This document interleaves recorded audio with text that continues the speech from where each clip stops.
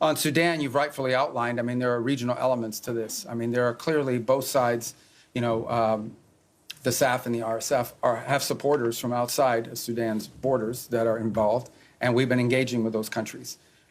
It's not just countries that are providing them weaponry and equipment, it's also countries that are providing transshipment, particularly to the RSF to receive weapons, in some cases advanced weaponry.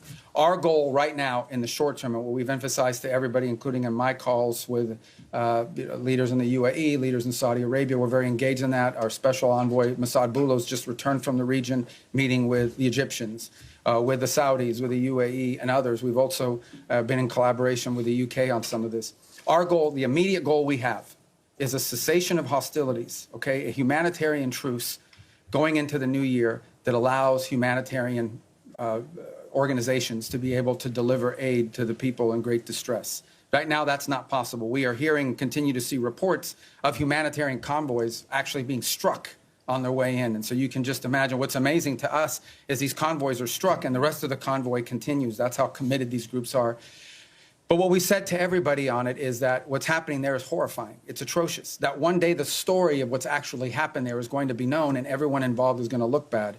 And we have played the role we have played is a convening role in bringing the parties to the table. So I think we will know more very soon about whether this is possible. One of the challenges and frustrations in Sudan has been that one side or the other will commit to certain things and then they won't live up to those commitments. They'll agree to anything and implement nothing.